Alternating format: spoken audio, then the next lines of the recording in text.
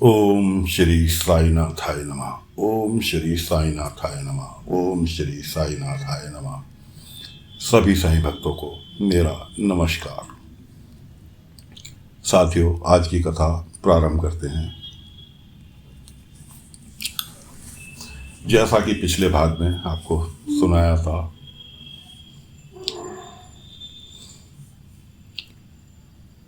कि रत्नाकर राव ने फिर चाल खेली ग्रामीणों के बीच में, सुल्तान और हरिभाई के बीच में।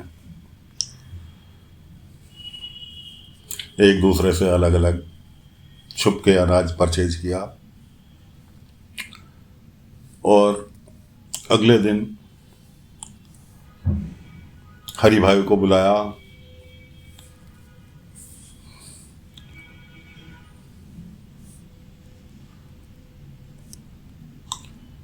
अगले दिन हरिभाऊ को बुलाया और कहा कि भाई मैं तुम्हारा अनाज नहीं ले सकता। क्यों नहीं ले सकता? क्योंकि तुम्हारे खेत में मुसलमानों ने भी काम किया, हिंदुओं ने भी काम किया और मेरे कर्मचारी जो हैं मुसलमानों के हाथ का बोया हुआ अनाज नहीं खाएंगे, इसलिए मैं तुमसे अनाज नहीं ले सकता। बेचारे हरिभाई वहां से तो चुपचाप निकल लिए। अब सोचते हुए जा रहे हैं क्या करूं, कैसे करूं। एंड में जाके द्वारका माई के नज़दीक तक पहुंचते हैं तो उन्होंने फैसला किया, ना भाई मैं अपना अनाज इसे नहीं बेचता, मैं बाजार में बेचूंगा। थोड़ा सही। ओम श्री साईनाथाय नमः। ओम श्री से थोड़ा ही सही प्रॉफिट, लेकिन कम से कम किसी का नुकसान तो नहीं होगा। अब हिंदू भी गरीब हैं, मुसलमान भी गरीब हैं, उन कर्मचारियों को कैसे निकाल दूं मैं अपने यहाँ से।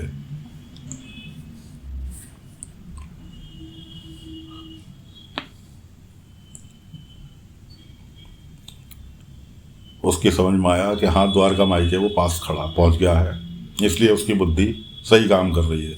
उसने फैसला किया कि मैं रत्नाकर को अपना अनाज नहीं दूंगा। अब रत्नाकर ने फिर उसे बुलाया, सुल्तान को, कि सुल्तान भाई तुमने ये क्या किया? सड़ा हुआ अनाज, क्योंकि उसने खुद पानी डाल के सड़ाया था।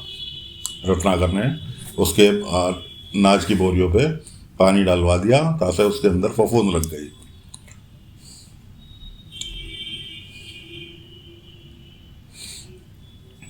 अब बेचारा सुल्तान भी चुप। खैर, इस मैटर को तो बाद में देखेंगे, अगले अंक में देखेंगे। रत्नाकर और कुलकर्णी को एक गांव की और उसने प्रधानी दिलवा दी।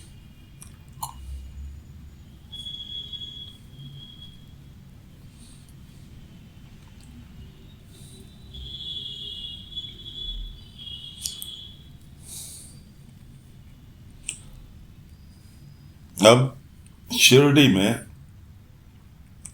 कोई सज्जन अपनी फैमिली के साथ शिरडी में क्या जा रहे थे, उनकी एक बेटा, बहू, पत्नी, ये सब उनके साथ थे। ये लोग जा रहे थे। अचानक बहू से जो थी बेटे की, वो पेट से थी, गर्भवती थी। अचानक उसके पेट में दर्द होना चालू हो गया, यानी कि प्रसव पीड़ा चालू हो गई। और प्रसव पीड़ा भी ऐसी कि जो कि संभाले नहीं संभल रही। गाड़ी वाले से पूछा कौन सा गांव नज़दीक है? उसने कहा शिरडी। मैंने कहा शिरडी नहीं जाऊंगा। खैर जी, जैसे तैसे करके उसकी पत्नी, बच्चों ने उसे समझाया तो शिरडी के लिए प्रस्थान कर गए। वहाँ जाके गाड़ी रुकती है पाटिल जी के दरवाजे पे। पाटिल जी के यहाँ पहुँच के, या पाटिल जी की तो परिवार, बाईजामा और पाटिल जी दोनों ही बहुत दयालु प्रवृत्ति के थे, तो इसलिए पाटिल जी के यहाँ उस बच्चे का प्रसव केंद्र बन गया। दाई को बुला लिया गया। दाई ने बच्चे को जन्म कराया, लेकिन वो बच्चा, सांसें तो चल रही थी लेकिन बोलचाल नहीं रहा था, एक तरह से मृत मान के चला जाए कि बच्चा मृत, लड़की।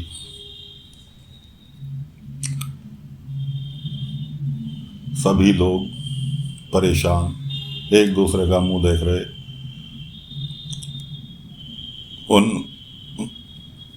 उसकी बेटे की माँ जो थी, जिसकी बीवी के प्रसव पीड़ा थी, उसकी बेटे की माँ जो थी, वो कहने लगी कुलकर्णी सरकार के पास चलो, वो ही वैद्य हैं। तो दंपति के, उनके पति जो थे, वो कहने लगे नहीं, कुलकर्णी के पास नहीं जाऊंगा, उस भ्रष्ट आदमी के पास तो बिल्कुल नहीं जाऊंगा। बाईजामा ने सुझाव दिया कि फिर ठीक है, आप एक काम करो, साईं के पास लेके चलते हैं। खैर जी, जिस बच्चे की माँ को तो वहीं छोड़ के पाटिल जी के यहाँ सभी लोग बाबा के पास आ गए। बाबा के पास आ गए, बाबा ने बच्चे को देखा। अब हर कोई कह रहा, साईं जल्दी करो, साईं क्या हुआ, कैसे हुआ, कैसे जल्दी करो, बच्चे को ठीक करो।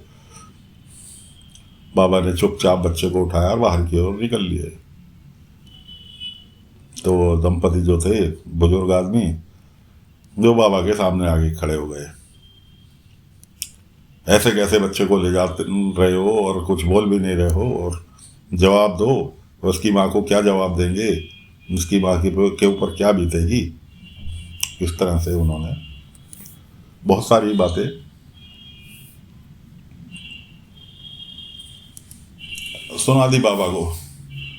बाबा ने कहा कि याद करो, एक बच्ची की माँ ने अभी बच्ची को जन्म दिया, मुश्किल से 10 मिनट पूरे नहीं हुए देखे हुए उसको, उसकी तुम्हें चिंता हो रही है। तुम्हें उस माँ की चिंता नहीं हुई जिसने कि अपने 1 साल के बच्चे की वजह से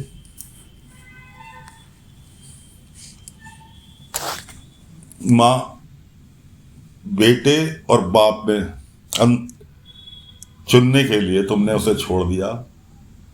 उसके दिल पे क्या बीती होगी। बुजुर्गवार कहने लगे कि आपको कैसे पता। बाबा ने कहा मुझे सब पता है, याद करो वाकया। तो वाकया खुल के आया। उन दंपति ने खुद ही, बुजुर्गवार ने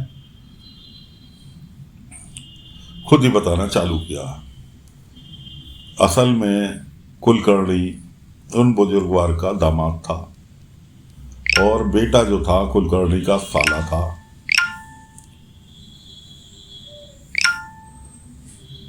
जिसकी पत्नी को, कुलकर्णी के साले की पत्नी को ही प्रसव पीड़ा थी। उधर कुलकर्णी की मिसेस को ब्रह्म कमल के दर्शन होते हैं,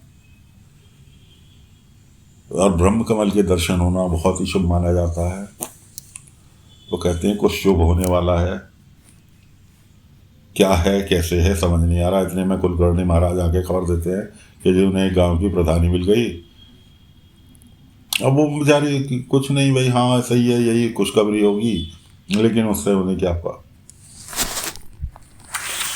खैर जी, अब बाबा के गले पड़ रहे हैं हर कोई कि साईं जल्दी सही करो, जल्दी सही करो। बाबा ने कहा मेरे पास इसका इलाज नहीं है, मैं इसको, बच्चे को जीवित नहीं कर सकता। इस बच्चे का इलाज केवल एक ही शख्स के पास है, और उसके पास लेकर इस बच्चे को जाया जाएगा, तभी इस बच्चे में जान दोबारा वापस आएगी। तो दोस्तों, वो बच्चा किसके पास जाने वाला है? बच्ची थी, बेटी को पैदा किया था, वो बेटी किसके पास जाने वाली है? बाबा उसको लेकर चल दिए। आगे आगे बाबा चल रहे हैं, पीछे पीछे सभी लोग, बाईजामा, पाटिल जी, कुलकर्णी के ससुर, कुलकर्णी का सास, उनका बेटा, बहू तो वहाँ पर है, पाटिल जी के घर पर है। तो दोस्तों, सभी लोग प्रस्थान कर रहे हैं कुलकर्णी वाड़े की तरफ। तो साथियों, कथा को फिलहाल यही विराम दे रहे हैं। अगले भाग में बताएंगे आगे क्या हुआ। इसके साथ ही आप सभी से विदा चाहता हूँ। लेकिन दोस्तों, आपसे निवेदन है, अपने लाइक कमेंट करना ना भूलें। बाबा की कृपा रही, ये श्रृंखला बहुत लंबी चल रही है। आपके लाइक कमेंट के सहारे ही हम लोगों को आगे बढ़ने का साहस मिलता है। तो आपसे निवेदन है, लाइक कमेंट करना ना भूलें। नए श्रोता जो हैं, पूरा भाग 1 से लेके और अब तक के सभी भागों की प्राप्ति के लिए चैनल को सब्सक्राइब करना ना भूलें। चैनल को सब्सक्राइब करें, पूरी कथा का आनंद लें। ओम साईं राम, ओम साईं राम।